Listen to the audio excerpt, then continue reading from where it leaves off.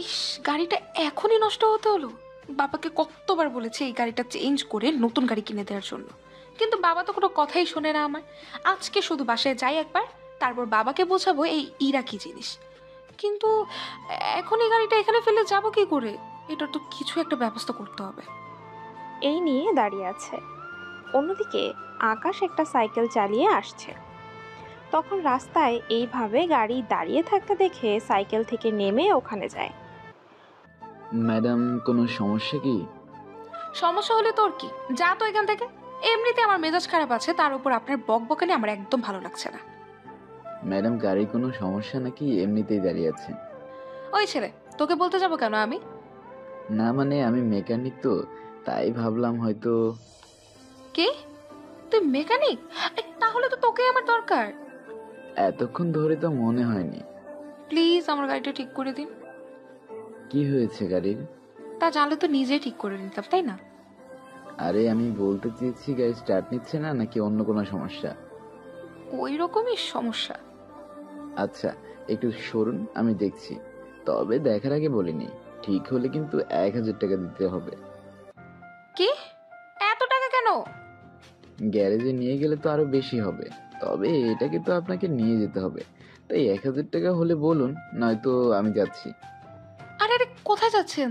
দিব তো 1000 টাকা, কিন্তু তাড়াতাড়ি করবেন, আমাকে আবার ভার্সিটিতে যেতে হবে। 10 মিনিট অপেক্ষা করুন। 10 মিনিট চেক করার পর আকাশ গাড়িটা ঠিক করে নেয়। গাড়ি ঠিক করে ইরার থেকে টাকাগুলো নিয়ে নেয়। ইরা টাকা দিয়ে চলে যায়। এইদিকে আকাশ ভার্সিটির কাছেই একটা গ্যারেজে চাকরি করে, সাথে পড়াশোনাও।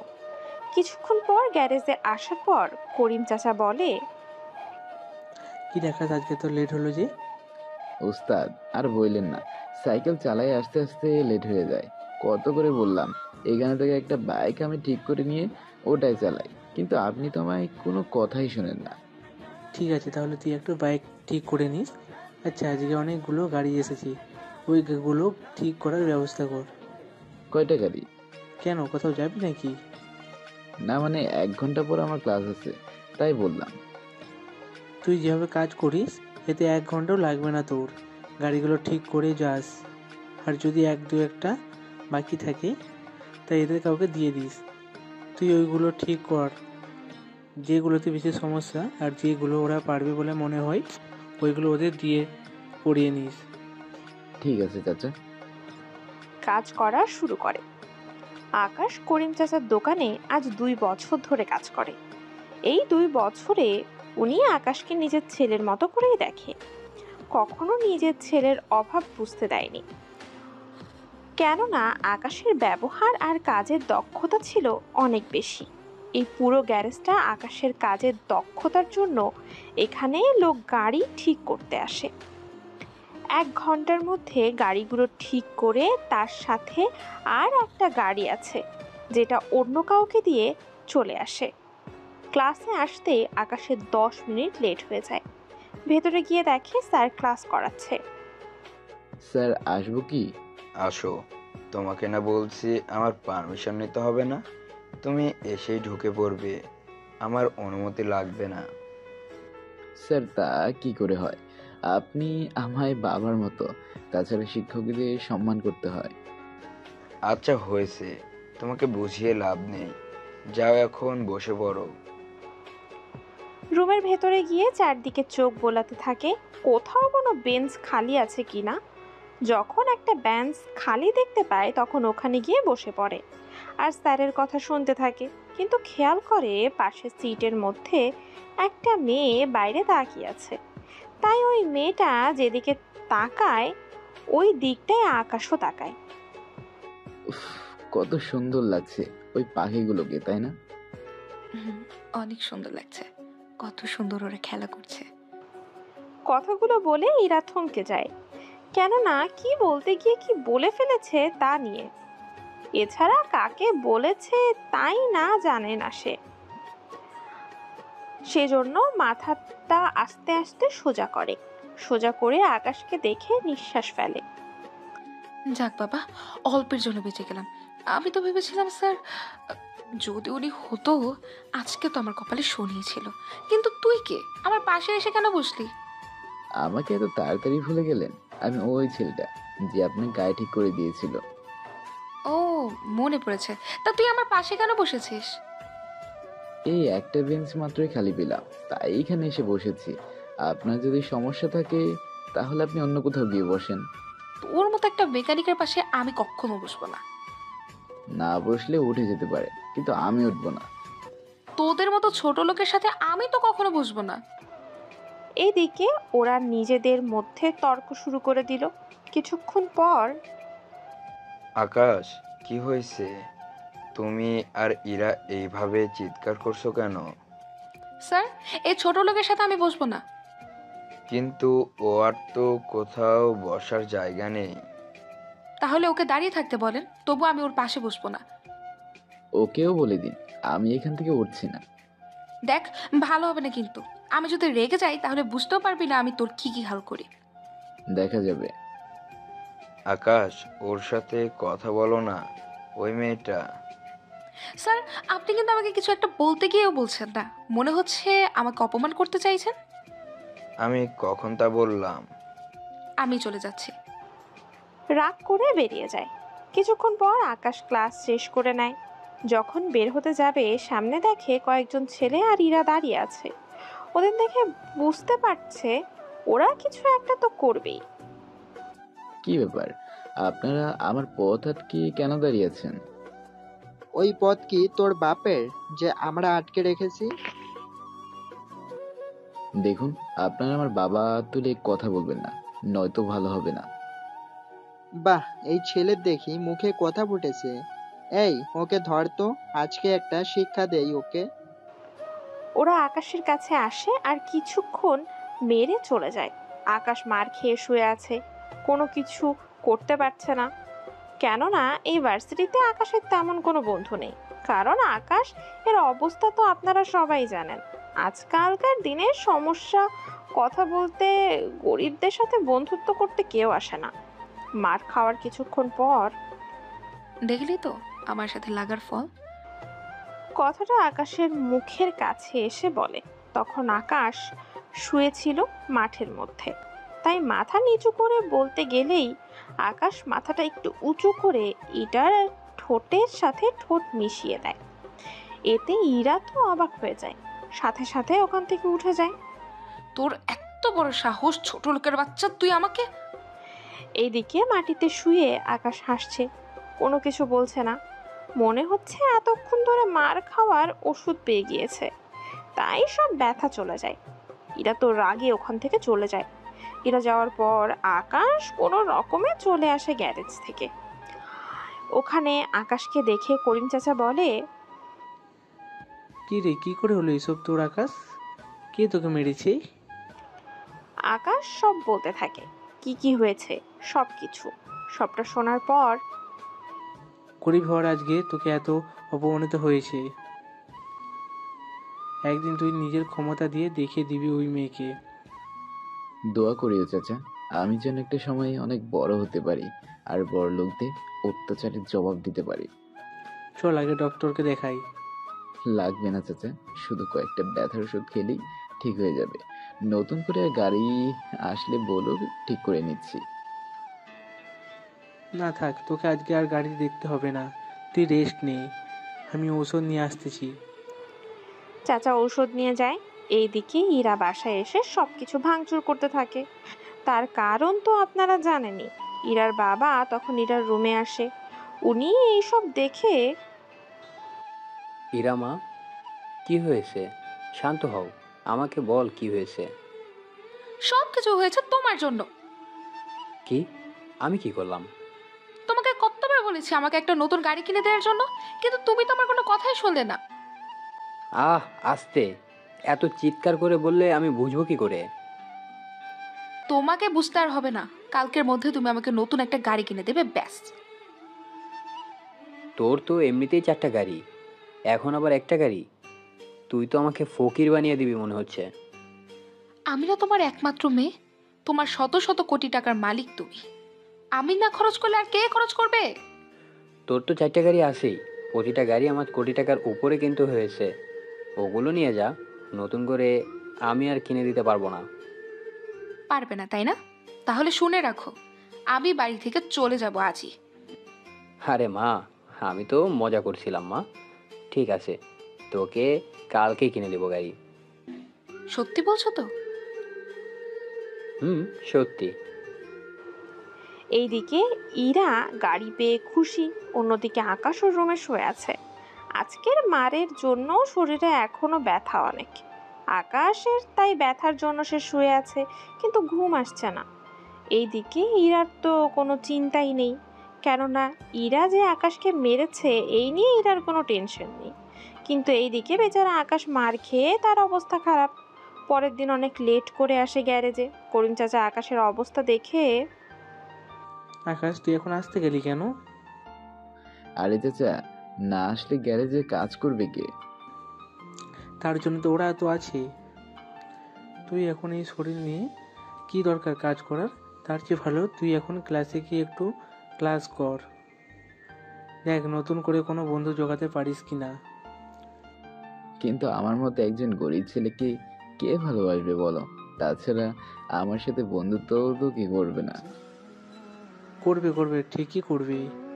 যখন তুই নিজের মেধাকে আরো বেশি কাজে লাগাবি, তখন দেখবি তোর চারপাশে বন্ধুর অভাব হবে না। সবাই আসবে বন্ধুত্ব হতে। এখন তাহলে ক্লাসে যা। এমনিতে তোর তোর শরীরের অবস্থা ভালো না, তাই কাজ না করে ক্লাসে যা। ঠিক আছে চাচা, আমি তাহলে ক্লাসে যাচ্ছি। ভার্সিটির গেট দিয়ে ঢুকতে যাবে অমনি একটা গাড়ি এসে ধাক্কা দেয়, তাই আবারও পড়ে যায়। ও মা গো, খার মুখ দেখে যে আমি উঠলাম, শুধু কষ্ট আর কষ্টই পেয়ে গেলাম। আল্লাহ, তুমি কি আমাদের মতো গরিবদের দিকে তাকাবে না? ওই কোন শালারে আমার গাড়ির নিচে এসে মরতে এলি? কি মেয়ে রে বাবা, যেখানে এসে আমাকেও ধরে উঠাবে তা না করে উল্টো আমাকে মারার চিন্তা করছে। আচ্ছা, গলাটা বেশ চেনা চেনা লাগছে, একটু মুখটা দেখি তো। মাথাটা উঁচু করে যেই ভেতরে দেখতে যাবে তখনই ইরাকে দেখতে পায়। হায় আল্লাহ, যেখানে বাহির হয় সেখানেই সকাল হয়, তুক্কু তুক্কু সন্ধ্যা হয়। ভয়ের জন্য প্রবাদ বাক্যই ভুলে গিয়েছি, আপনারা আবার কিছু মনে করেন না। কিছুক্ষণ পর ইরা গাড়ি থেকে নেমে, ওই ছেলে, তুই কি মরার জন্য আর অন্য কোনো জায়গা পাস না? শুধু আমার কাছেই মরতে আসিস? আপনি তো পিছন থেকে আমাকে ধাক্কা দিলেন। এই চুপ করবি তুই? ওই দিনে এত মারের পরও আজকে কি করেছে তুই ভার্সিটিতে আসলি তাই আমি ভাবছি, বুঝলি? তোর কি শরীরে ব্যথা বলতে কিছু নেই? আছে তো, কিন্তু তোমাকে কিস করার পর কেন জানি সব ব্যথাই দূর হয়ে গেছে। তবে রে, তোকে তো আমি। এই নিয়ে আকাশকে তাড়া করে। আকাশও দৌড়ে ওর ক্লাসে চলে আসে। তখন যদিও স্যার ছিল না, তাই বেঞ্চে বসার পরও ইরা আকাশকে মারতে থাকে। তখনই স্যার চলে আসে, এসে সবাইকে নিজেদের জায়গায় গিয়ে বসতে বলে। ওই দিন ক্লাস শেষ হয়ে গেলে গ্যারেজে চলে আসে। তখন একটা মেয়ে আসে ওখানে। এখানে ভালো মেকানিক কেউ আছে কি? আছে তো, কি হয়েছে বলুন। আমার গাড়িটা একটু সমস্যা হয়েছে, একটু দেখে দিবেন প্লিজ। গাড়ি কোথায়? এই তো পাশেই, চলেন আমার সাথে। নদীর পেছনে যেতে থাকে। কিছু দূর পর যাওয়ার পর গাড়িটা দেখতে পায়, তাই গাড়িটা ঠিক করতে থাকে। গাড়ি ঠিক হয়ে গেলে, নিন, গাড়ি ঠিক হয়ে গেছে। ধন্যবাদ। তা কত টাকা দিতে হবে? এই তো 1000 টাকা। এই নিন টাকা, আর আপনার নাম্বারটা দিন তো। কেন, নাম্বার দিয়ে কি করবেন? কোনো সমস্যা হলে আপনাকে যেন কল দিয়ে জানাতে পারি, তাই। নিন নাম্বার। নাম্বার দেওয়া শেষ হলে মেয়েটা চলে যায়। কিছুক্ষণ পর গ্যারেজে এসে কাজ করতে থাকে। এভাবেই দিন যেতে থাকে আকাশের। একদিকে একজন লোক আসে 5টা গাড়ি নিয়ে। দেখতে ডনের মতোই লাগছিল ওদের, তাই ভয়ে ভয়ে ওদের কাছে যায়। স্যার, কিছু লাগবে? লাগবে। আমার এই গাড়িটার গ্লাসগুলো রং করে দিতে হবে। তা কি কালার করবেন স্যার? কালো রং করে দিবি, যেন আমি ভেতর থেকে দেখতে পারি। বাইরে সবকিছু, আর কেউ বাইরে থেকে যেন ভিতরে কি হচ্ছে না হচ্ছে তা যেন দেখতে না পারে। স্যার, এরকম হলে তো গাড়ির গ্লাসগুলো বদলাতে হবে। আমি যদি কালার করে দিই তাহলে ওইগুলো ওইভাবে তেমন কিছু দেখা যাবে না। তাই যদি গ্লাসগুলো বদল করে দেই তাহলে আপনি যেভাবে চাচ্ছেন ঠিক সেভাবেই হবে। ঠিক আছে, তবে যা করার তাড়াতাড়ি কর, আমার হাতে একদমই সময় নেই। ঠিক আছে স্যার, আপনি কিছুক্ষণ অপেক্ষা করুন, আমি গ্লাসগুলো খোলার কাজে একজনকে লাগিয়ে দিয়ে আমি গ্লাসগুলো কেনার জন্য যাচ্ছি। যা, তবে তাড়াতাড়ি আসবি।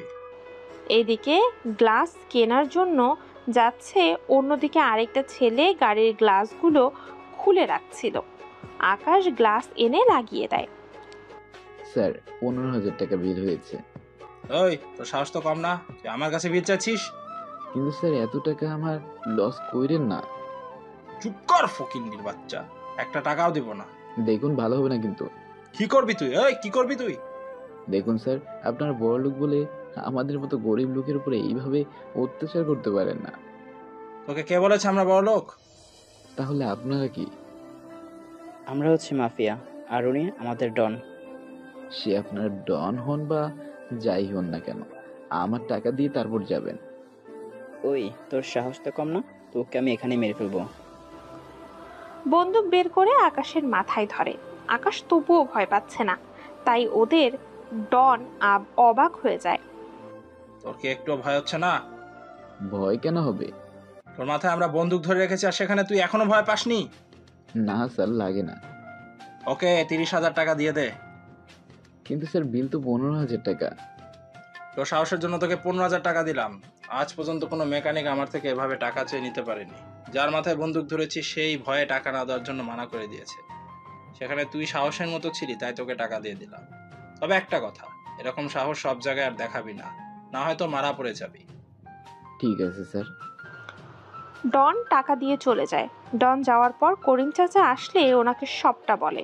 উনি সবটা শুনে আকাশের বাকি 15,000 টাকা দিয়ে দেয়, কেননা বিলের বাইরে ওই টাকাগুলো আকাশের প্রাপ্য ছিল। তাই ওই টাকাগুলো আকাশ করিম চাচার কাছেই রেখে দেয়। চাচা, এইগুলো আপনার কাছেই রাখুন, আমার যখন লাগবে তখন না হয় দিন। আচ্ছা ঠিক আছে।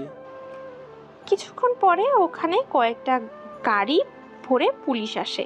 পুলিশ আসাতে আকাশ বুঝতে পারে কেন এসেছে, কিন্তু এখনো পুরোপুরি শিওর না। একটু পর, এই ছেলে এদিকে আয়। জি স্যার, বলুন।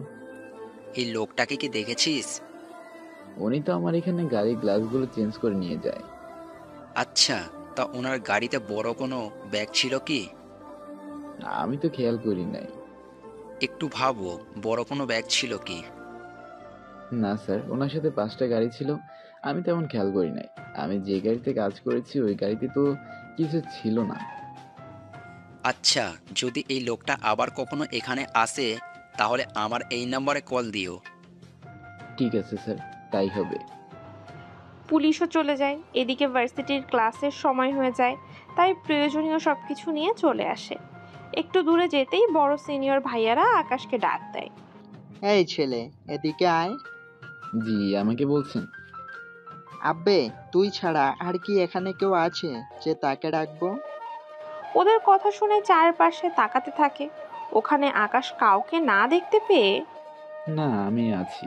তা কি জন্য ডেকেছেন আমায়? আগে এইদিকে আয়, তারপর তোকে বলছি। ওদের কাছে যায়। ওরা আকাশকে বলে, সিনিয়রদের কথা শুনতে হয়, জানিস তো? জানি। তাহলে এখন কান ধরে উঠবস কর। আমি কেন কানে ধরে বস করব? কারণ আমরা তো সিনিয়র, আর সিনিয়রদের কথা শুনতে হয়, বুঝলি? না, আমি পারবো না।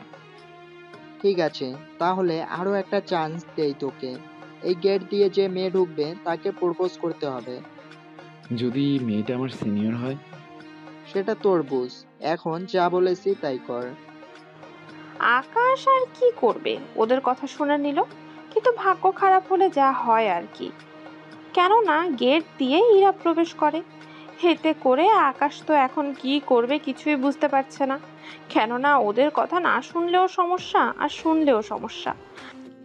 নে, চলে এসেছে, যা এখন ওকে গিয়ে বল। আকাশও ভদ্র ছেলের মতো ইরার কাছে যায়। ওখানে গিয়ে কোনো কিছু বলেনি, শুধু দাঁড়িয়ে আছে আর এমন ভাবে ভঙ্গি করছে মনে হচ্ছে কিছু বলছে। একটু পর, কিরে, এখনো সুস্থ আছিস তাহলে? কেন, মারা গেলে কি বেশি খুশি হতেন? হতাম। তোদের মতো গরিব লোকেদের আমি মোটেও দেখতে পারি না। কেন? এই ছোট লোকটা আপনার কি ক্ষতি করেছে? আমরা আছি বলেই আপনারা ভালোভাবে থাকতে পারে। ওহ তাই নাকি? আর আমরা আছি বলে তো তোরা খেতে পারছিস। আচ্ছা যাক গিয়ে সেসব কথা, তুই আমার সামনে কেন এলি সেটা বল। এমনিতেই এসেছি। এইদিকে বিভিন্নভাবে ইরার সাথে কথা বলতে থাকে। অন্যদিকে সিনিয়ররা তো কিছুই বুঝতে পারছে না, এতক্ষণ ধরে কথা বলে অথচ কোনো রিয়াকশন নেই, সেজন্য ইরা কিছুক্ষণ পর বিরক্ত হয়ে চলে যায়। এইদিকে আকাশও এই সুযোগেও চলে আসে ক্লাসে, কেননা ক্লাসের সময় হয়ে যাচ্ছিল তাই। একটু পরে স্যার আসে ক্লাসে। আজকে তোমাদের তেমন কিছু পড়াবো না, আমি শুধু তোমাদের ইচ্ছে জানতে চাইবো। যেমন? এই যে তোমাদের মধ্যে কার কি হওয়ার স্বপ্ন আছে তা নিয়ে কথা বলবো। আমার তো রাখুন স্যার, এটা তো এমনিতে মেকানিক, এটা ছাড়া মানে আর কি স্বপ্নই থাকবে ওর। হ্যাঁ ইরা, তুমি কি ভুলে যাচ্ছ আমি তোমার স্যার হই?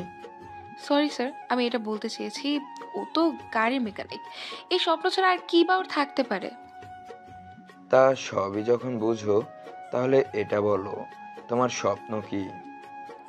আমার কোনো স্বপ্ন নেই, বাবার যা কিছু আছে তা নিয়েই সন্তুষ্ট থাকা। তাছাড়া বাবার যা কিছু আছে তা আমি খরচ করেও শেষ করতে পারবো না। তাছাড়া আমার চাকরি করারও প্রয়োজন পড়বে না, সেজন্য স্যার আমার কোনো কিছু হওয়ার ইচ্ছে নেই। এবার ইরার কথা শুনে সবাই হাসে, এতে ইরার ইগোতে একটু আঘাত লাগে।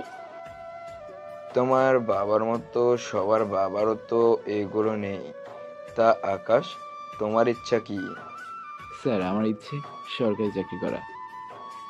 যেমন বিভিন্ন প্রতিষ্ঠানে? না স্যার, যে চাকরি আমাদের দেশের মানুষকে শান্তি রাখবে।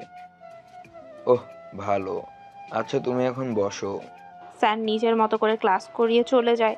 কিছুক্ষণ পর স্যার আবারও আসলো। স্যার, আবার আসলেন জি? তোমাদের বলতে ভুলে গেছি, তোমাদের ভার্সিটি থেকে শিক্ষা সফরে নিয়ে যাওয়া হবে, তাই যারা যারা যেতে রাজি আছো তারা তার নাম লিখিয়ে নিও। স্যার, খরচ কত পড়বে? আমি ফুল ডিটেলস তোমাদের পাঠিয়ে দিয়েছি গ্রুপের মধ্যে, তোমরা সবটা পড়ে আমাকে জানাও। ঠিক আছে স্যার। স্যার যাওয়ার পর সবাই গ্রুপের মধ্যে দেখতে থাকে কি কি হয়েছে না হয়েছে, সব কিছু দেখতে থাকে। সবটা দেখার পর আকাশের ভালোই লাগলো, কিন্তু টাকার পরিমাণ অনেক বেশি হয়ে যায়। কিন্তু কি করবে, যদি না যায় তাহলে ওর জন্যই ভালো হবে, তাই করিম চাচার কাছে যায়। চাচা, কিছু কথা বলার ছিল। কি কথা? এরপর সব কিছু বলতে থাকে। সবটা শোনার পর, আরে টেনশন কেন নিচ্ছিস তুই? যখন তোর যেতে হবে তখন যাবি, এই নিয়ে তোকে কোনো টেনশন করতে হবে না।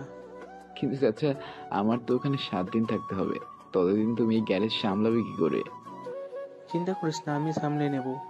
তুই তাহলে কালকেই 10,000 টাকা নিয়ে জমা দিয়ে আয়, আর 5,000 টাকা এক্সট্রা নিয়ে যাবি। চাচা, এতগুলো লাগবে না। লাগবে লাগবে, দেখবি এইগুলো কম হয়ে যাবে।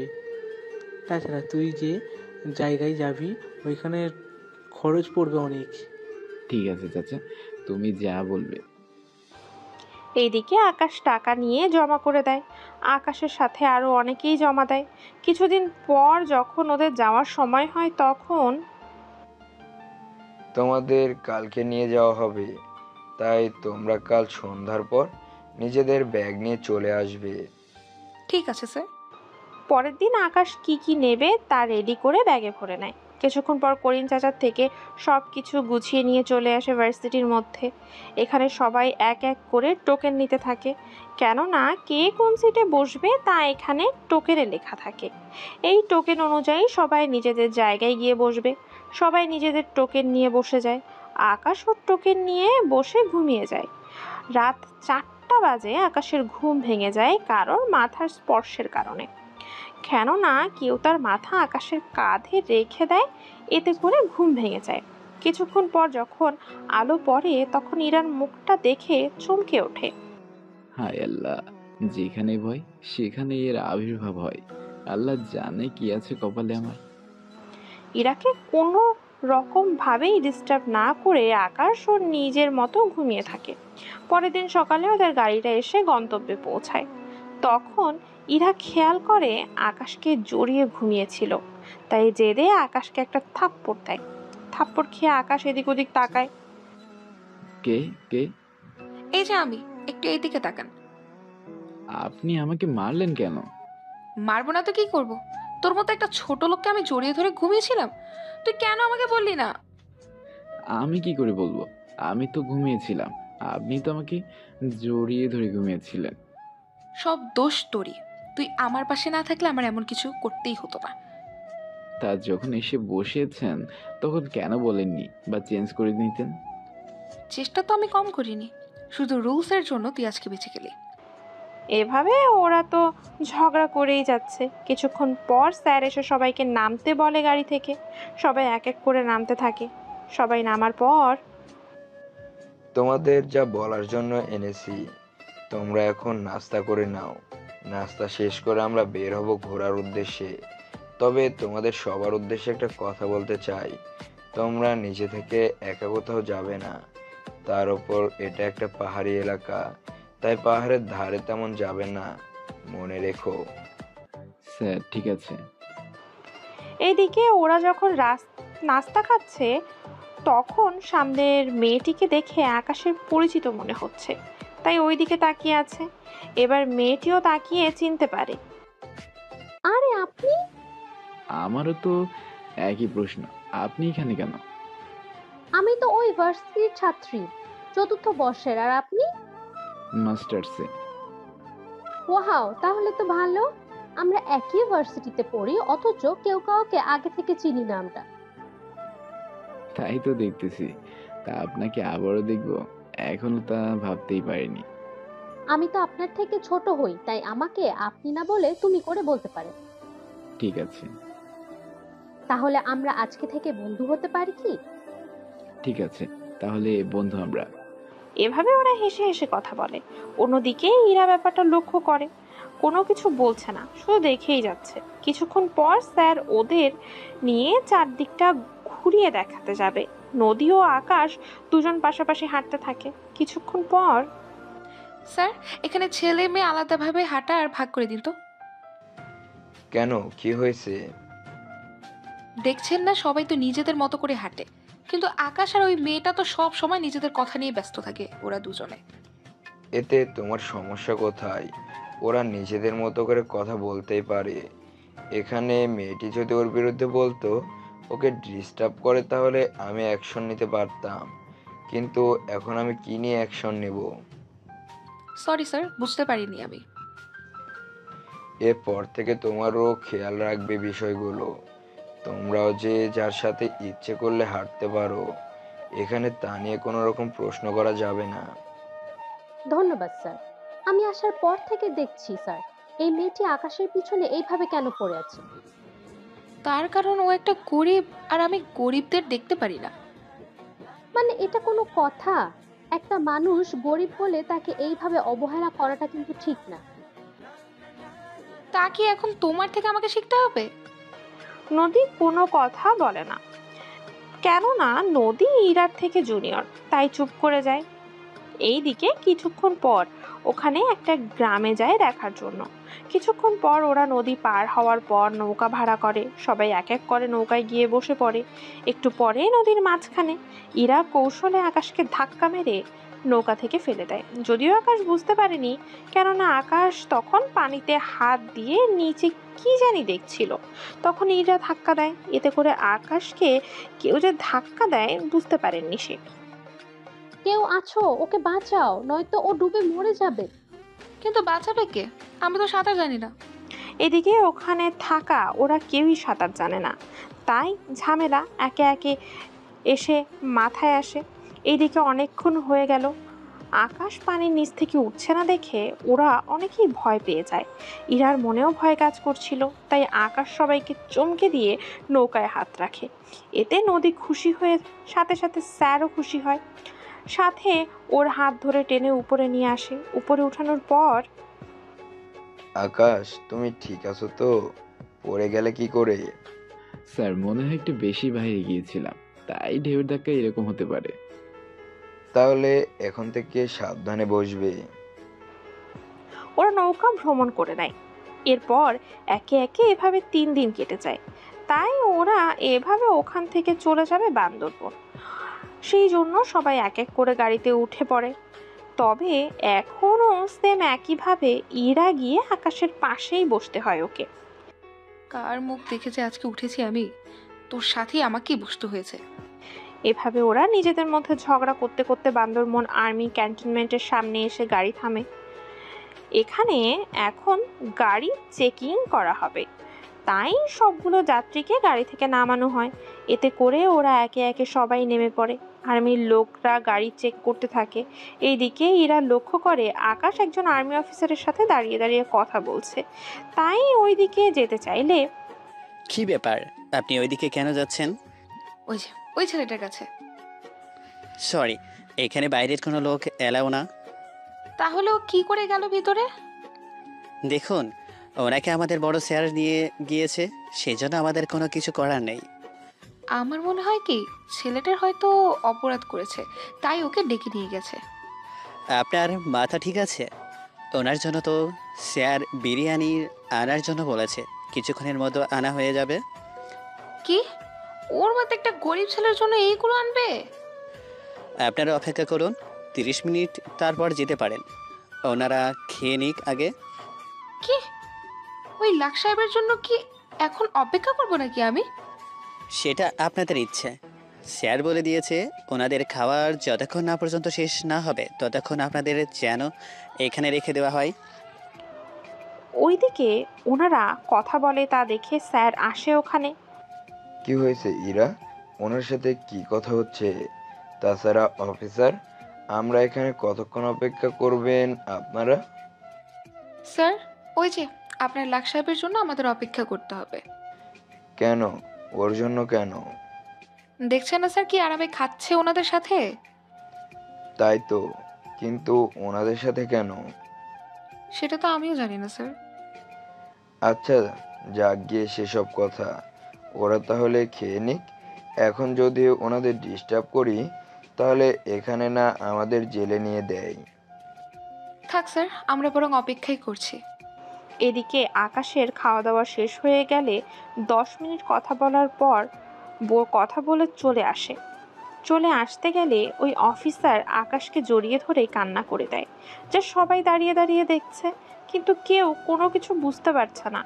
গাড়িতে এসে বসার পর, কি ব্যাপার, ওদের সাথে কি কথা হয়েছে? তা জেনে কি করবেন আপনি? কেন, বললে কি হবে?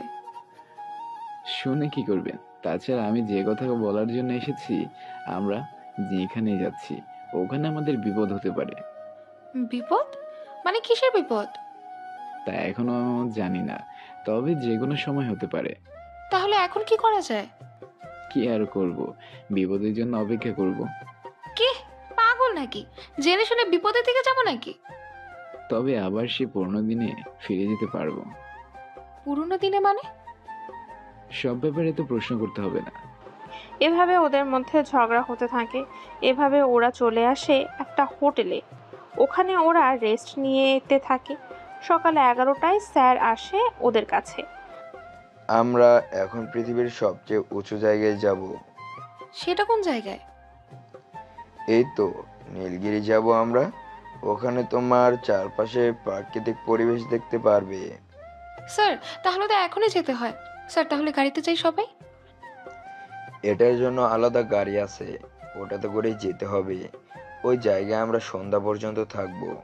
ওখানে সূর্যাস্ত যায়, তখন তোমরা পৃথিবীর সবচেয়ে দারুণ সব মুহূর্ত উপভোগ করতে পারবে তোমরা। তাহলে স্যার চলুন।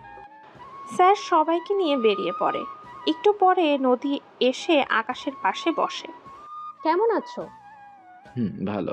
তা কেমন লাগছে?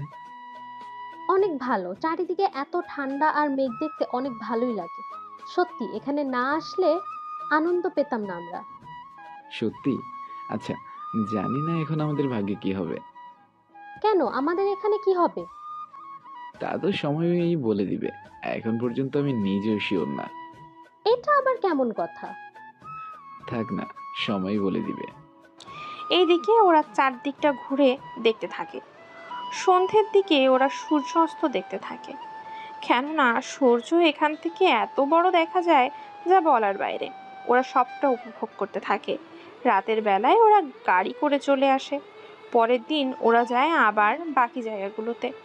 এভাবেই যেতে থাকে। রাতে আকাশ ঘুমাচ্ছে, তখন ওর কাছে নদী আসে। কেমন আছো আকাশ? এই তো ভালো। তুমি এখানে কেন, তাও এত রাতে? যদি কেউ দেখে ফেলে তাহলে কি হবে বুঝতে পারছো? এত ভয় পাচ্ছ কেন? আরে আমি তো ছবি নেওয়ার জন্য এসেছি। কিসের ছবি? আরে আমরা আজকে যে ছবিগুলো উঠিয়েছি সেগুলো। তাই বলে এত রাতে কেউ যদি আমাদের এখানে রাউন্ডের মধ্যে দেখে ফেলে তাহলে কি বলবে?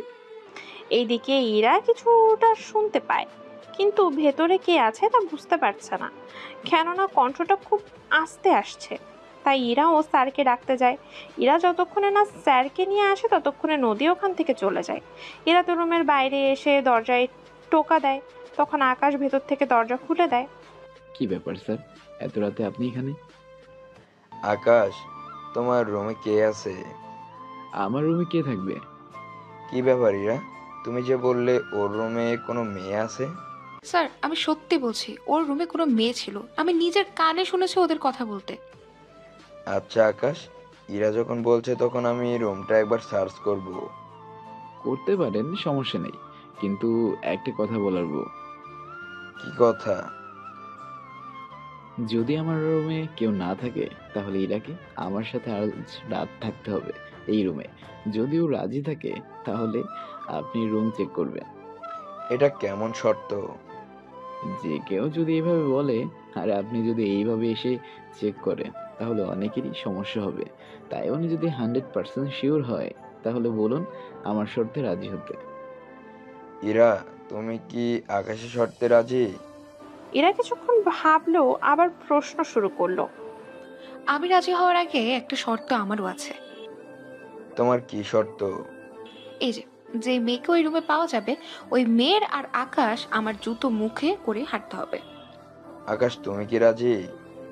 অবশ্যই রাজি আমি। তাহলে আপনি খোঁজা শুরু করুন। তার আগে আমার শর্তে উনি রাজি কিনা তা আগে বলেন আমাকে। ইরা, ও তো তোমার শর্তে রাজি, এখন তুমি কি ওর শর্তে রাজি? আমি কেন রাজি হব? তাহলে স্যার আমি রুম দেখতে দেব না। না স্যার আমি রাজি, আপনি খোঁজা শুরু করেন। স্যার এরপর খোঁজা শুরু করতে থাকে। রুমটা বেশি বড় না, কেননা একজনের জন্য একটা রুমের ব্যবস্থা করা হয়েছে। তাই শুধু খাটের নিচে আর টয়লেট ছাড়া বাড়তি কোনো জায়গা নেই এখানে। স্যার ওই দুই জায়গায় গিয়ে খুঁজেও পেল না। না, ইরা এখানে তো কেউ নেই। স্যার আমি স্পষ্ট শুনেছি এখানে কেউ ছিল। মনে হচ্ছে আমি যখন আপনাকে আনতে গিয়েছি তখন মেয়েটা বের করে দিয়েছে। আমি কি জানি ও এইসব করবে? তাছাড়া আমি মোবাইলেও কত কথা বলতে পারি। আচ্ছা যাক গিয়ে সেসব কথা বাদ দেন। এখন ওকে বলুন আমার শর্ত রাজি অনুযায়ী আমার সাথে ঘুমানোর জন্য। না স্যার আমি পারবো না। দেখো ইরা, এটা তোমার শর্তে রাজি হওয়ার আগে বলা উচিত ছিল। এখন কিছু করার নেই। শর্ত অনুযায়ী তুমি আকাশের সাথে থাকবে আজকে রাতটা।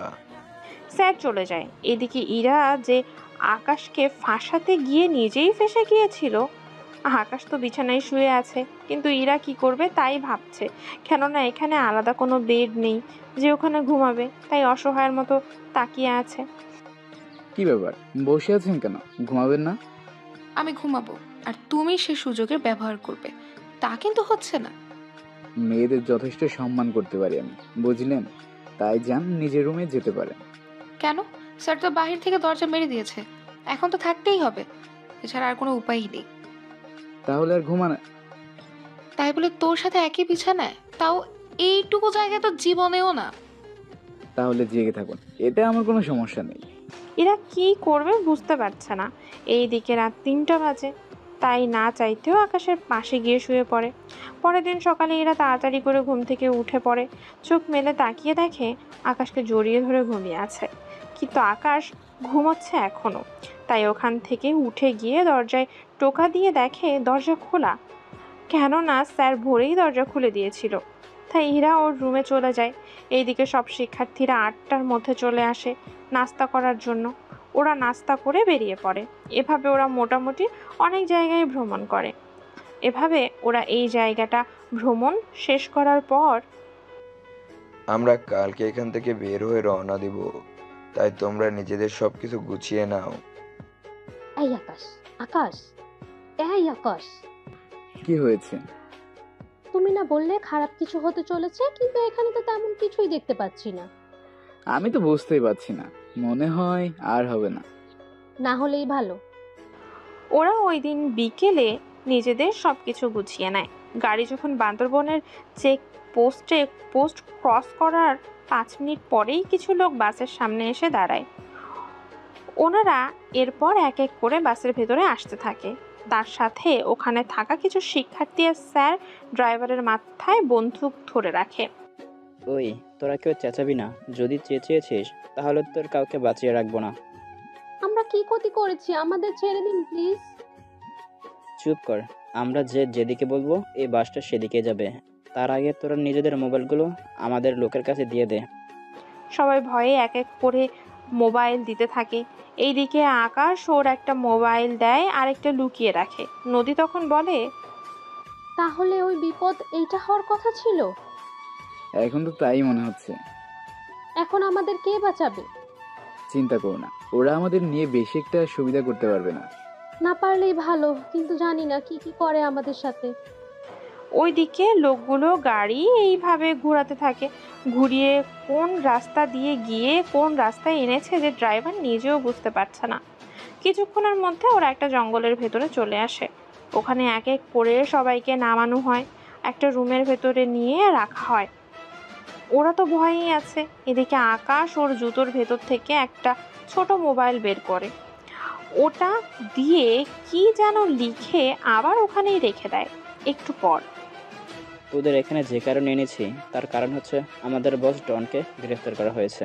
তাই যতদিন না পর্যন্ত ওনাকে না ছেড়ে দেওয়া হবে ততদিন পর্যন্ত তোমাদের সবাইকে এখানে বন্দি করে রাখা হবে। তাই কেউ ভুল করে এখান থেকে পালানোর জন্য চেষ্টা করবে না। যদি কেউ পালাতে গিয়ে ধরা খাও তাহলে এখানেই মারা পড়বে, কেননা চারদিকে আমাদের লোকজন ছড়িয়ে আছে। তাই তোমরা যাই করো না কেন এতে কোনো লাভ হবে না। এইদিকে আকাশ ভাবতে থাকে এই ডনের কথা, যার গাড়ি ঠিক করে দিয়েছিল, কিন্তু এটা মাথায় ঢুকছে না ওর মতো সাধারণ লোককে বাঁচাতে ওরা অন্যদের কিডন্যাপ করে নিয়ে আসবে তা বুঝতে পারছে না। এইদিকে আকাশের মেসেজ পেয়ে আর্মি অফিসার বলে, যে ভয়টা পেয়েছিলাম এখন দেখি তাই হলো। কি হয়েছে স্যার? ডনকে বাঁচাতে কিছু লোক একটা ভার্ফিরি থেকে আসা বাস কিডন্যাপ করেছে এবং ওই বাসে আকাশও আছে। আকাশ কে স্যার? যে ছেলেটি তখন আমার সাথে বিরিয়ানি খেয়েছিল সেই ছেলেটি। স্যার, আপনার তো তাহলে ওনার জন্য বড় চিন্তা হচ্ছে। ওর জন্য না, ওকে যারা কিডন্যাপ করেছে তার জন্য চিন্তা হচ্ছে। ওনার জন্য চিন্তা না করে যারা কিডন্যাপ করেছে ওদের জন্য কেন চিন্তা হচ্ছে? কারণ ও যে কাউকে বাঁচিয়ে রাখবে না, ও একাই যে সবাইকে মেরে ফেলবে। এতটা সাংঘাতিক আর বুদ্ধিমানও। স্যার, আপনি কি ওনাকে চিনেন? চিনি মানে? ওকে বড় বড় অফিসাররা চিনবে না এর কোনো মানেই হয় না। কি বলেন? বড় বড় অফিসার চিনে অথচ আমরা চিনি না, তা কি করে হয়? তা এখন তোমাদের জানতে হবে না। তোমরা এখন একটা কাজ করো, কিছু লোক নিয়ে এই ঠিকানায় চলে যাও, আর ওকে তো চিনবে, সব দিক দিয়ে ওকে সাহায্য করবে। ঠিক আছে স্যার, তাই হবে। ওরা কিছু লোক বেরিয়ে পড়ে। এইদিকে রুমে থাকা সবাই কান্না করছে, কেননা ওদের জীবনের শেষ অধ্যায় মনে হচ্ছে এখানেই শেষ হয়ে যাবে। কিন্তু সবাইকে চমকে দিয়ে ওখানে থাকা একটা দেয়াল আকাশ কৌশলে ভেঙে ফেলে, কেননা আকাশের কাছে ছোটোখাটো সব রকমের কেমিক্যাল ছিল যা দিয়ে খুব সহজেই অনেক কিছু করতে পারে। একটু পরেই ওখান থেকে বের হয়ে যায়, কিন্তু বাকিরা চুপ করে আছে, কেননা ওদের আগেই বলে দিয়েছিল যেন কেউ কোনো রকমে বাইরে না আসে আর ভেতরে এসে যেন কেউ বুঝতে না পারে এখানে কিছু একটা হয়েছে, এরকম কিছু বুঝতে যেন না পারে। এভাবে বের হয়ে আকাশ মোটামুটি 4-5 জনের মতো লোককে মেরে ফেলে ওদের লাশ পাতা দিয়ে ঢেকে রাখে। এইদিকে আকাশ তো ওর কাজ করতে ব্যস্ত, অন্যদিকে লোকগুলো বাস হাইজ্যাক করার ঘটনা ভিডিও করে পুলিশের কাছে পাঠিয়ে দেয় যেন ওরা ডনকে ছেড়ে দেয়, নয়তো ওদের কাউকেই বাঁচিয়ে রাখবে না। পুলিশও কি করবে বুঝতে পারছে না। এদিকে ওখানকার আর্মির সাথে যোগাযোগ করে। দেখুন, আপনারা কোনো চিন্তা করবেন না, আমরা আগে থেকেই সবটা জানি। তাছাড়া আমাদের ফোর্স অনেক আগেই রওনা দিয়ে দিয়েছে। এতক্ষণে হয়তো ওরা ওই জায়গাটা কভার দিয়ে ফেলেছে। কি বলেন, কি করে? আমাদের কাছে ভিডিও এসেছে 5 মিনিট হলো, আর আপনারা বলতেছেন আগে থেকে সব কারবার করা শেষ। আপনারা পুলিশ আর আমরা আর্মি। এটা অবশ্য ঠিক বলেছেন, আমাদের থেকে আপনারা সব দিক দিয়ে একটু বেশি জানেন। এখন তাহলে আপনারা অপেক্ষা করুন, আমাদের ফোর্স কাজ শেষ করতে পারলে আপনাদেরকে জানাবো। যদি না পারে তাহলে ডনকে ছেড়ে দেওয়া ছাড়া আর কোনো উপায়ও থাকবে না। ঠিক আছে স্যার, আমরা তাহলে আপনাদের অর্ডারের অপেক্ষা করতেছি।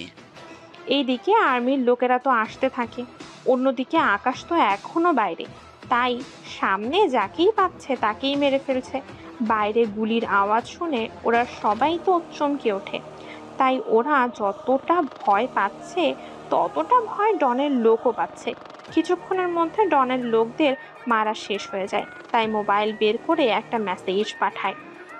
Mission complete. আকাশ, তোমার কাছ থেকে এটাই আশা করেছিলাম আমি।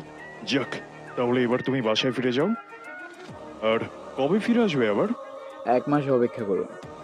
ঠিক আছে, অপেক্ষা করব। কিন্তু আমার পায়ের নিচে ল্যান্ড মাইন। কি বলছো কি আকাশ? এখন কি করবে তুমি? বেশি কিছু করতে হবে না, আপনি 2 জন সৈন্যকে নিয়ে এইগুলো নিয়ে আসতে বলুন, বাকিটা আমি দেখে নেব। ঠিক আছে, আমি এখনই ওদেরকে এইসব নিয়ে যাওয়ার জন্য বলছি।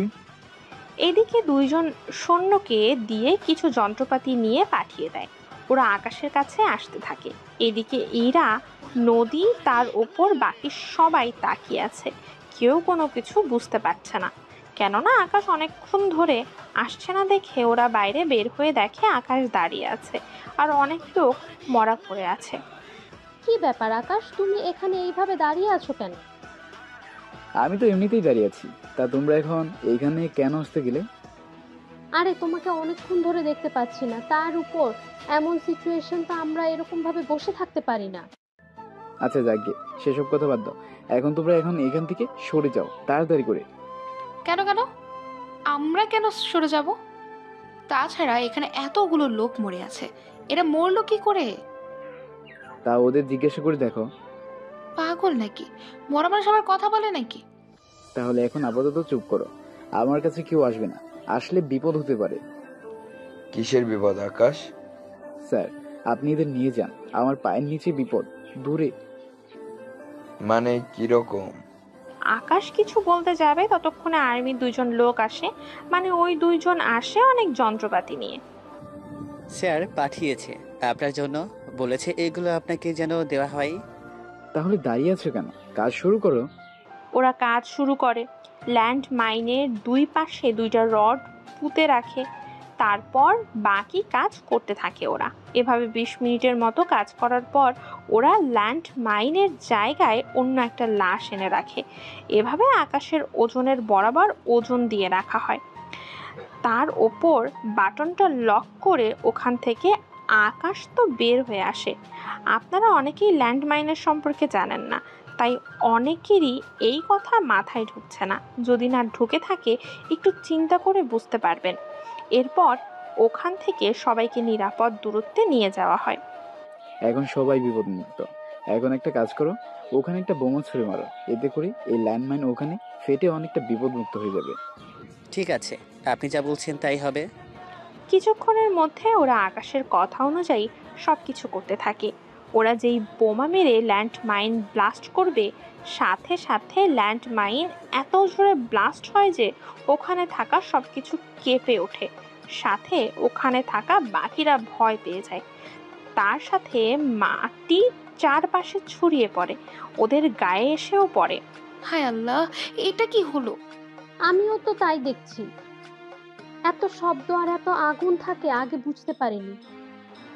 এর মধ্যে ওই 2 জন আর্মি চলে যায়। ওরা যাওয়ার পর পরিস্থিতি মোটামুটি ওখানে স্বাভাবিক হয়, কিন্তু ওদের মাথায় এখনো ঢুকছে না এই সব কিছু কি করে হচ্ছে। স্যার তো তাকিয়ে আছে, সাথে বাকিরাও। ওই দিন ওরা সবাই ওখানে গাড়িতে এসে বসে পড়ে। গাড়ি চলতে থাকে, কিন্তু এই সময়ে ইরা একবারের জন্য আকাশের সাথে কোনো কিছু নিয়ে কথা বলেনি। ওরা সকালবেলা ভার্সিটিতে এসে পৌঁছায়। তখন যে যার মতো বাসায় যায়। বাসায় এসেই রেস্ট নিতে থাকে। একটু পরেই একটা কুরিয়ার আসে। কুরিয়ারে কি আছে তা আপনাদের পরে বলবো। এখন আপাতত আপনারা একটু পরে কি হতে যাচ্ছে তা নিয়ে চিন্তা করেন, কেননা একটু পরেই বুঝতে পারবেন। এইদিকে আকাশ ঘুমাচ্ছে। বিকালে গ্যারেজে যায় করিম চাচার সাথে দেখা করার জন্য। চাচা, ও চাচা। কি হয়েছে আকাশ? চাচা, আমি যে চলে যাচ্ছি। কোথায় যাবি তুই? আমি আগে যেখানে থাকতাম সেখানে। তা আগে কোথায় থাকতি? চাচা, আগে যেখানে থাকতাম তার কথা নাই বলি, আমাকে ফিরে যেতে হবে এবার। এই কয়েকটা বছর আপনাকে সাথে কাজ করেছি। যদি কখনো আমার কথায় কষ্ট পেয়ে থাকেন তাহলে আমাকে মাফ করে দিবেন। আমি চলে যাচ্ছি, আবার কখনো ফিরবো কিনা জানি না। তুই হঠাৎ করে চলে যাবি কেন? আর যদিও যাবি, ভালো কথা, অন্য কোনো গ্যারেজে কি চাকরি পেয়েছিস? না চাচা, আমি এই কাজ আর করবো না। আগে যা করতাম এখন তাই করব। আচ্ছা চাচা, আমাকে মাফ করে দিবি, চলি আমি। আকাশ তো চলে যায়, কেননা আকাশের যে কাজ ছিল তা করা শেষ। পরের দিন আকাশ ওর সব কিছু নিয়ে ভার্সিটিতে আসে। সব কিছু বলতে একটা ব্যাগ নিয়ে, ওর ভেতরে একটা বই খাতা নেই, শুধু আছে শার্ট, গেঞ্জি, প্যান্ট, এইগুলো দিয়ে ভরা। একটু পরে নদী ও ইরা আসে। এ কি আকাশ, এগুলো নিয়ে কোথায় যাচ্ছ? আর বই কোথায় তোমার? আমি চলে যাচ্ছি, হয়তো আর কখনো দেখা হবে না। চলে যাচ্ছ মানে? কোথায় যাচ্ছ তুমি? এমন জায়গায় যাচ্ছি যেখানে গেলে আমাদের দেখা তো দূরের কথা, কথাও বলা হবে কিনা জানি না, কখনো দেখা হবে না। আমি না তোমার কথার কোনো কিছু বুঝতে পারছি না। আচ্ছা থাক, আর বুঝতে হবে না। এখন তাহলে আমি আসি। আর ইরা, তোমার সাথে অন্যায় করে থাকলে মাফ করে দিবে। তোকে কি আর আমি মাফ করবো বল? আচ্ছা যা, মাফ করে দিলাম, আর কখনো আমার সামনে আসবি না। তার একটু পরে ভার্সিটিতে 2-3টা গাড়ি আর্মির লোক আসে। ওরা এসে আকাশের পাশে এসে দাঁড়ায় আর ফুলের মালা গলায় পরিয়ে দেয় আর স্যালুট দিতে থাকে। তা দেখে ভার্সিটিতে থাকা সবাই অবাক হয়, কেননা যারা এতদিন আকাশকে গরিব আর খ্যাত বলে চিনত, আজকে সেই আকাশকে আর্মির লোকেরা ফুল দিয়ে বরণ করছে। তা দেখে কে না অবাক হবে। চলুন স্যার, আমরা আপনাকে আপনার যোগ্য স্থানে নিয়ে যেতে এসেছি। একটু অপেক্ষা করো, আমি আসছি। ঠিক আছে স্যার। ওখান থেকে আকাশ স্যারের কাছে আসে।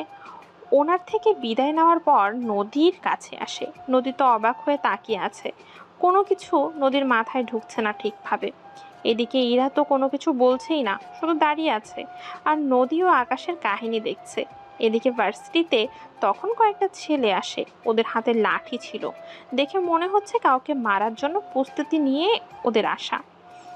ওরা এসে আকাশের কলার ধরে, কি ভেবেছিস তুই এভাবে ভার্সিটি থেকে চলে গিয়ে বেঁচে যাবি? তার কখনো হবে না। আজকে তোকে এত মারবো যে সারা জীবন মনে রাখবি। তার আগে এটা বলুন, আপনাদেরকে কে পাঠিয়েছে? কি সিনিয়রদের সাথে উঁচু গলায় কথা বলিস? তোকে তো আজকে।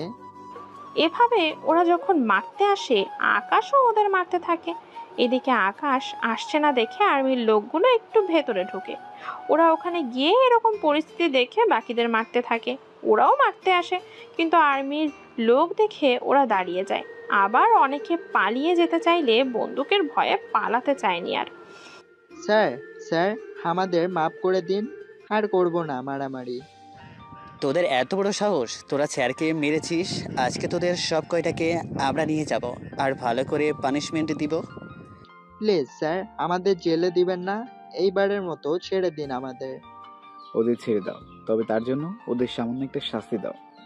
কি শাস্তি দিব স্যার? ওরা যে লাঠিগুলো এনেছে ওই লাঠি দিয়ে ওদের সবাইকে 10 বাড়ি করে দিবে।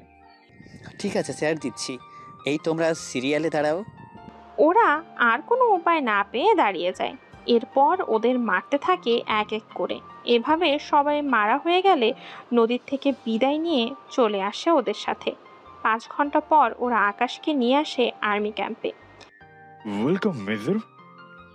Thank you. আসতে কোনো অসুবিধা হয়নি তো? তেমন একটা হয়নি, তাই এদিকে সবকিছু ঠিক আছে তো? মানে আর কোনো সমস্যা কি হয়েছে? অনেক পরিবর্তন হয়েছে। আচ্ছা, এখন রেস্ট নিয়ে রাতে কিছু পরিকল্পনা করতে হবে। ঠিক আছে, যাচ্ছি। এইদিকে আকাশ রেস্ট নেয়। অন্যদিকে আপনারা হয়তো ভাবছেন আকাশ মেজর কি করে হলো। আসলে আকাশ গ্যারেজে কাজ করার আগে আর্মি মেজর ছিল, কিন্তু কিছু সমস্যার জন্য আকাশকে 2 বছরের জন্য আর্মি থেকে বহিষ্কার করা হয়েছে। তবে এই 2 বছর আকাশ কিন্তু ওর স্যালারি ঠিকভাবে পেয়ে যেত। আচ্ছা চলুন 2 বছর আগের আকাশের কিছু কাহিনী আপনাদের বলি। এই 2 বছরের কাহিনী তো আপনারা জানেন, কিন্তু 2 বছর আগের কাহিনী তো আপনারা জানেন না। তাহলে চলুন অতীতে ফিরে যাই 2 বছর আগে। সকালে ঘুম থেকে উঠে ফ্রেশ হয়ে কোমরে পায়ে বন্দুক রেখে বেরিয়ে পড়ে গাড়ি নিয়ে ক্যাম্পের দিকে। আকাশ সবসময় ওর সাথে 2-3টা বন্দুক এক্সট্রা বহন করে থাকে। ক্যাম্পে গিয়ে, আকাশ, তুমি এসেছো? জি স্যার, আমাকে হঠাৎ এত জরুরি তলব? তোমাকে একটা অপারেশনে যেতে হবে। ডিটেলসে বলুন। এই অপারেশনটা কিন্তু অনেক জটিল আর বিপজ্জনক। স্যার, আজ পর্যন্ত আমরা যতগুলো অপারেশনে গিয়েছি এইগুলো কি কম বিপজ্জনক ছিল? তাছাড়া আমরা তো এইগুলো নিয়ে খেলা করি। আচ্ছা আমাকে বলুন কি কি করতে হবে।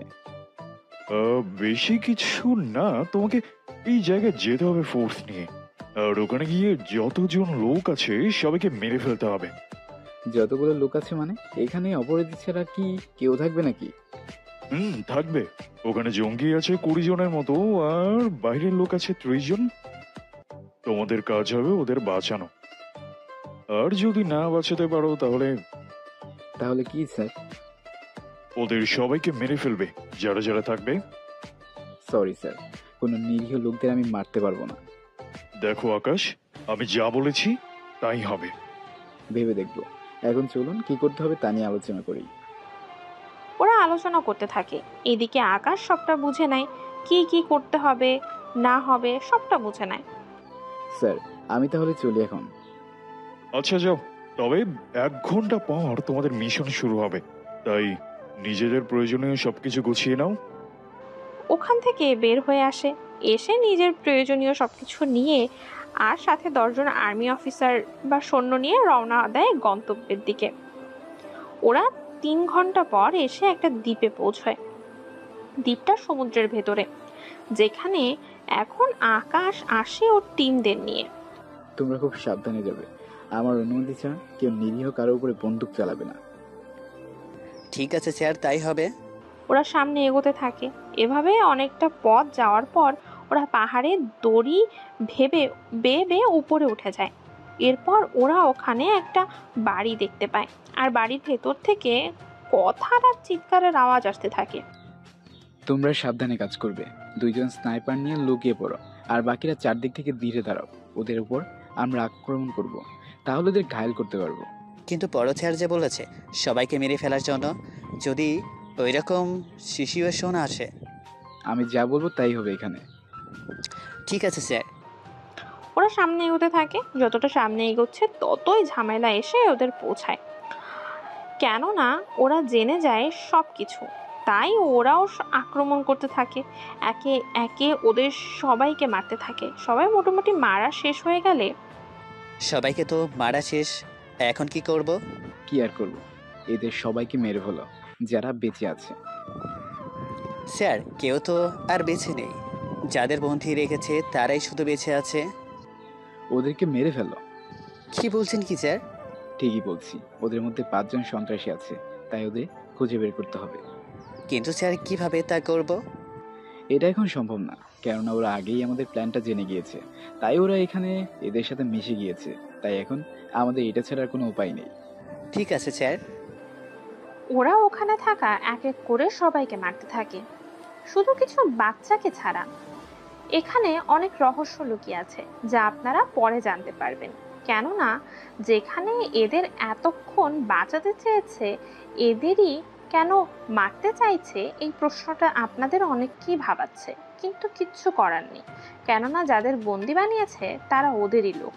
ওরা ফাঁদ পেতেছে, কেননা যদি ওরা মারা যায় তাহলেই এরা তো ওদের লোকদেরকে নিয়ে যাবে। এতে ওরা ক্যাম্পে এসে আর্মিদের ক্ষতি করার চেষ্টা করবে। তা আকাশ বুঝতে পেরেছে, সেজন্য ওদের মারতে বলে। এভাবে ওদের মেরে ফেলা হয় আর বাচ্চাদের নিয়ে ক্যাম্পে চলে আসে। স্যার এদের নিয়ে এসেছি। কাদের নিয়ে এসেছো? তোমাদেরকে বলা হয়েছে সবাইকে মেরে ফেলার জন্য। সবাইকে মারতে পারলেও আমি ছোট বাচ্চাদের মারতে পারবো না, তা আপনি ভালো করেই জানেন। তাই বলে তুমি হাই কমান্ডারের অর্ডার ফেলতে পারো না? দেখুন স্যার, আমি সবাইকে মেরে এসেছি, কিন্তু এই 5টা শিশুকে মারতে পারবো না, তাই ওদের নিয়ে এসেছি। আকাশ, এখনো সময় আছে, ওদেরকে মেরে ফেলো, না হলে আকাশ তোমার চাকরি হারাতে হবে। আপনি যাই করুন না কেন, আমি এদের কোনো কিছুতেই মারতে দেব না। সৈন্য যাও, ওই বাচ্চাকে মেরে ফেলো। তোমাদের মধ্যে কারো যদি সাহস থাকে তাহলে যাও, ওদের মারো। তবে একটা কথা মনে রাখবে, যদি ওদের কিছু হয় আমি এই পুরো ক্যাম্পে উড়িয়ে দিব। আকাশ, তুমি অর্ডার ভঙ্গ করেছো। তার মধ্য থেকে তোমাকে 2টা পথের মধ্যে থেকে যে কোনো একটা বেছে নিতে হবে। এক, নয় তুমি ওদেরকে মারবে, আর 2 বছরের জন্য তুমি চাকরি থেকে বরখাস্ত হবে।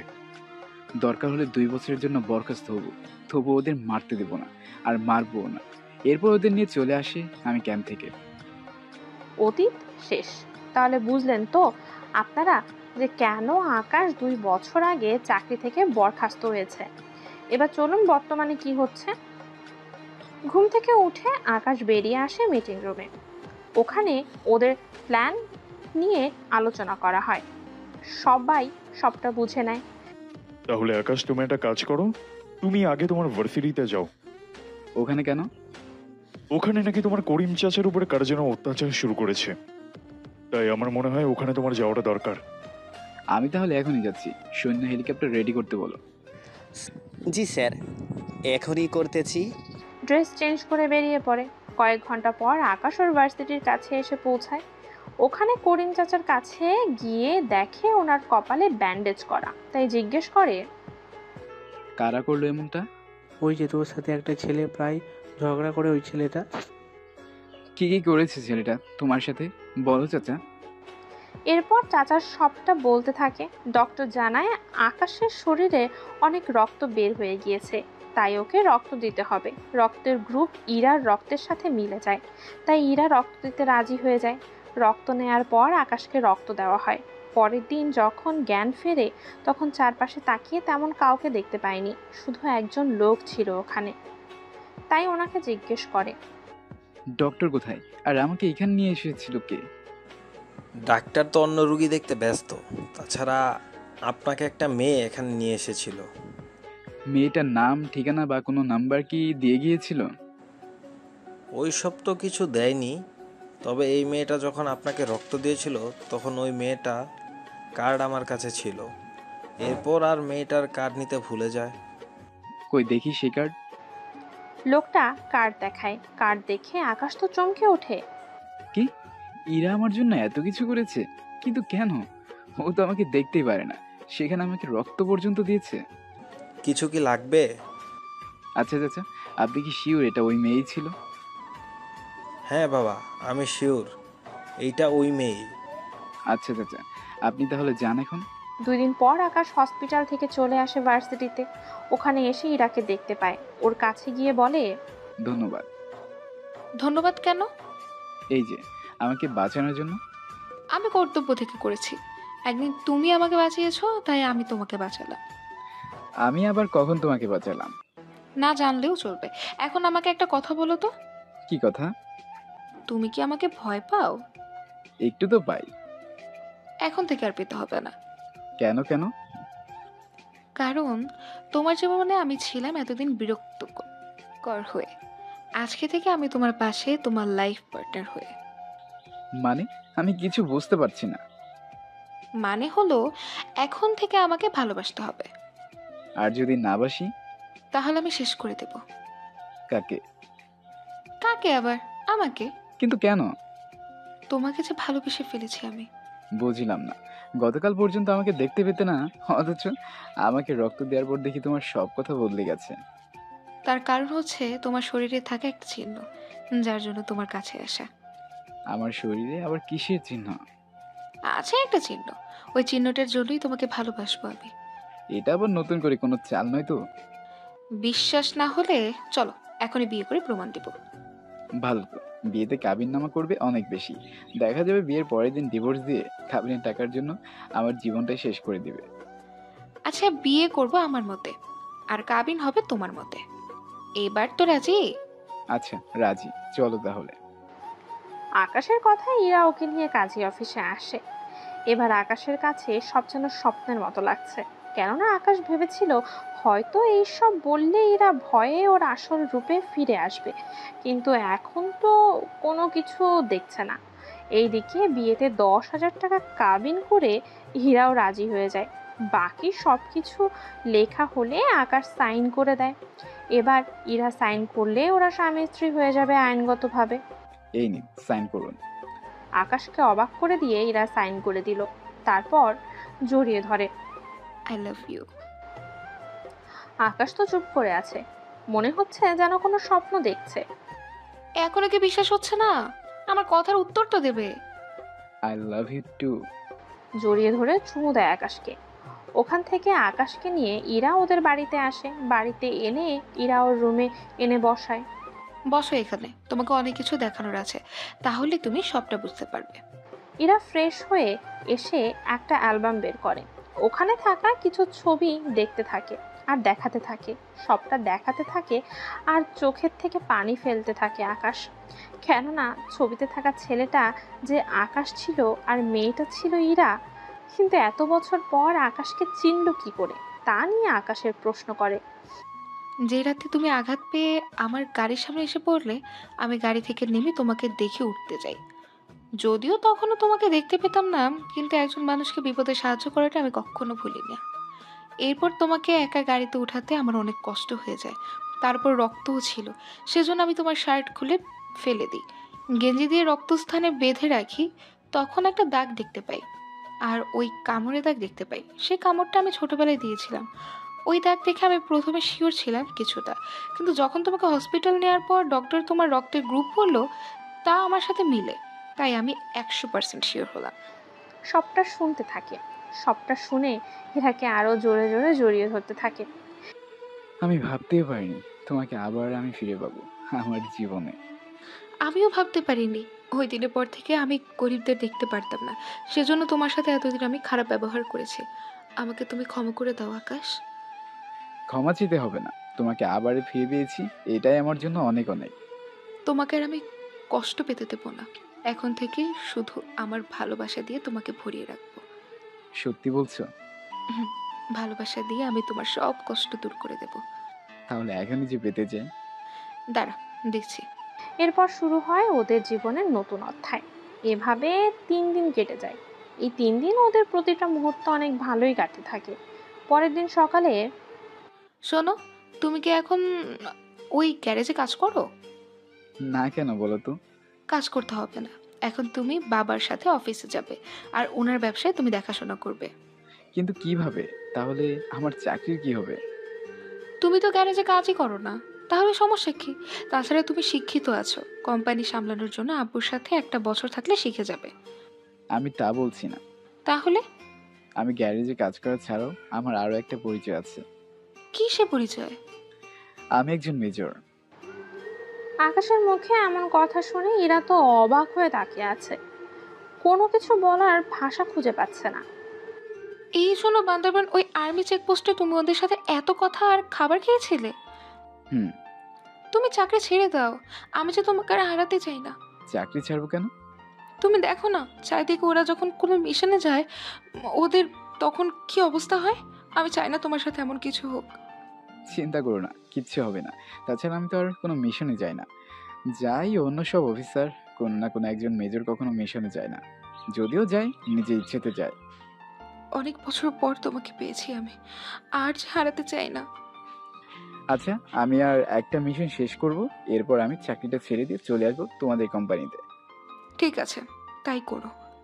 আচ্ছা, আমি তাহলে এখন একটু বাইরে যাচ্ছি, আসতে 2-3 দিন লেট হবে। কয়েকদিন আগে বিয়ে করলে আর তুমি এখনই চলে যেতে চাইছো? আচ্ছা, 1 সপ্তাহের জন্য যাব, এরপর পুরোপুরি তোমার কাছেই চলে আসবো। সত্যি বলছো তো? সত্যি বলছি। ইরার থেকে বিদায় নিয়ে চলে আসে ক্যাম্পে। ওখানে আসার পর ওদের কথাবার্তা শুনে মনে হচ্ছে ওরা কিছু নিয়ে চিন্তিত। কি হয়েছে? সবাই তো চিন্তিত কেন? আকাশ, ডন একের পর এক হামলা করেই চলেছে।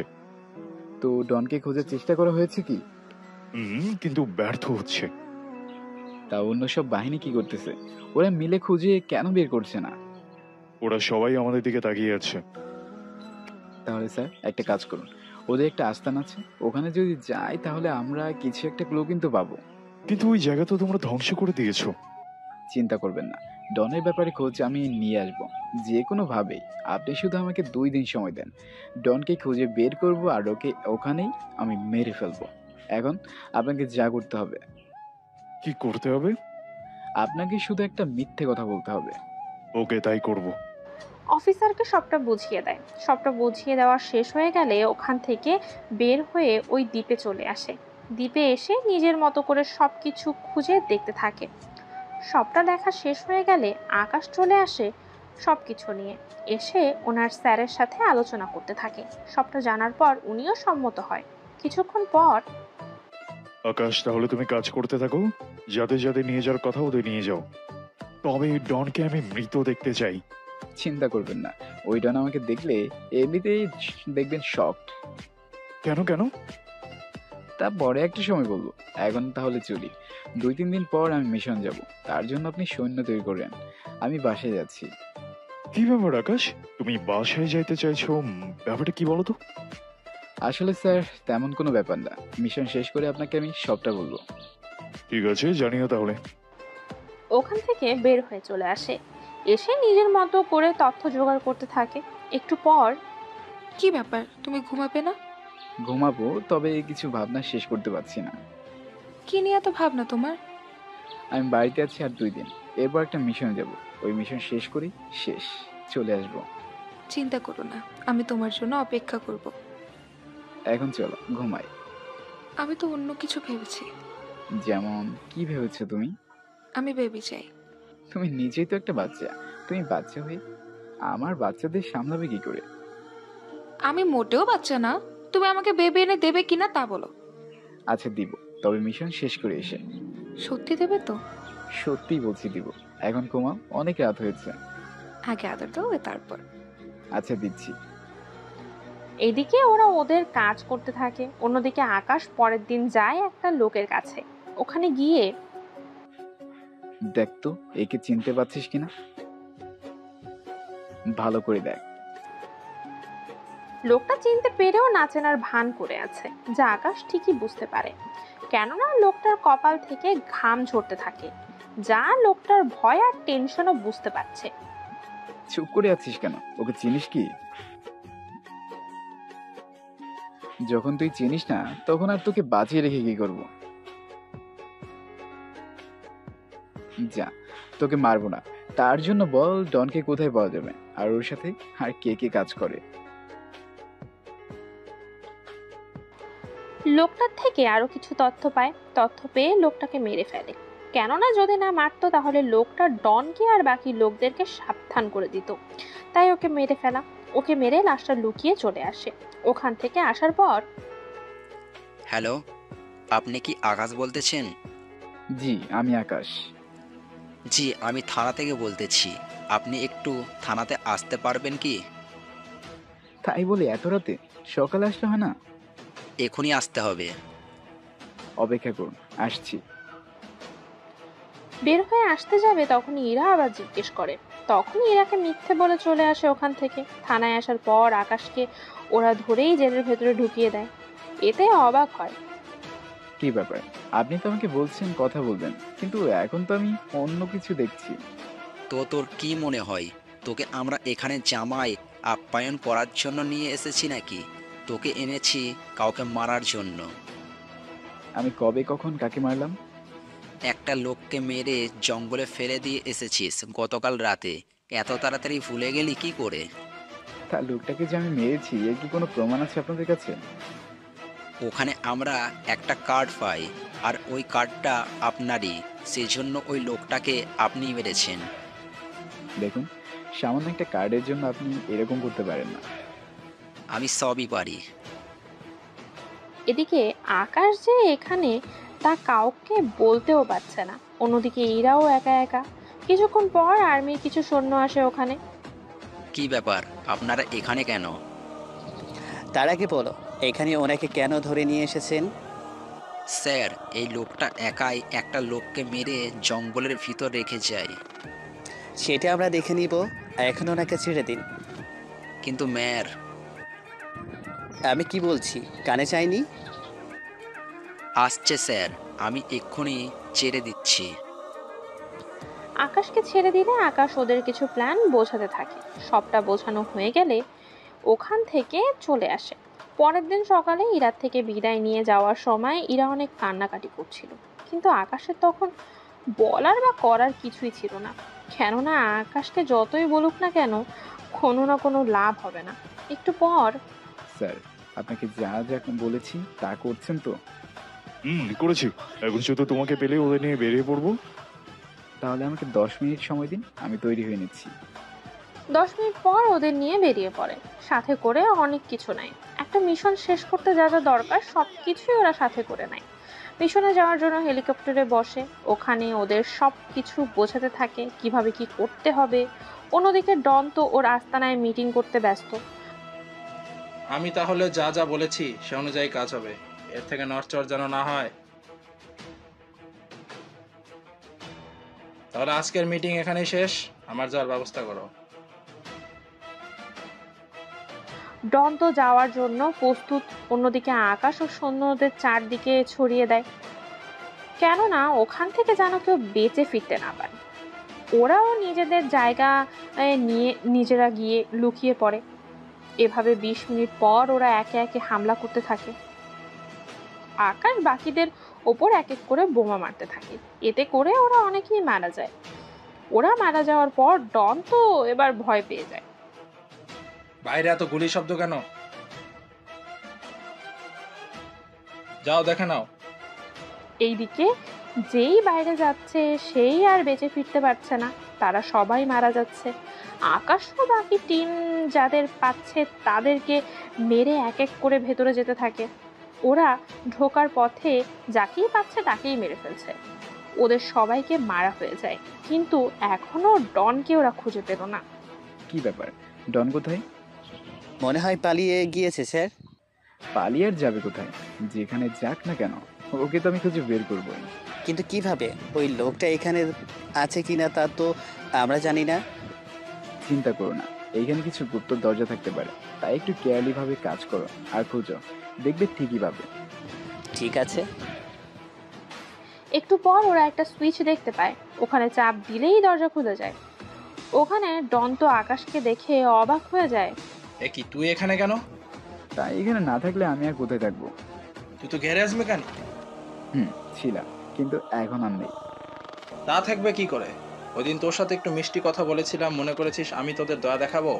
তা কখনো হবে না।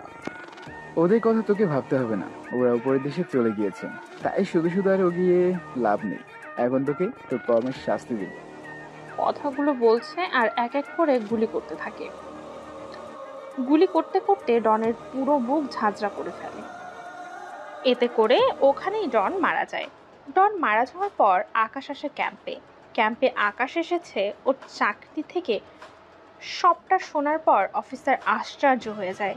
আকাশ, তুমি ভেবে বলছো তো? জি স্যার, ভেবে বলছি। ঠিক আছে, যাও। তবে আবার যদি তোমাকে আমাদের দরকার হয় তাহলে কিন্তু আবার আসতে হবে।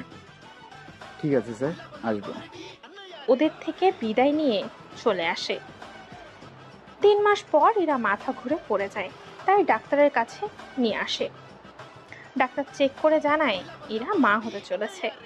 তাই এই কথা শুনে ওরা দুজনের মুখেই হাসি ফোটে। ডাক্তার যাওয়ার পর, আচ্ছা, আমাদের বাচ্চা হলে ওকে বড় হয়ে কি বানাবে? আমার মতো। তোমার মতো গ্যারেজের মেকানিক যখন মেজর, এইরকম কিছু বানাবে নাকি? হ্যাঁ, বানাবো। গল্পটা কেমন হয়েছে জানাবেন অবশ্যই। সমাপ্ত।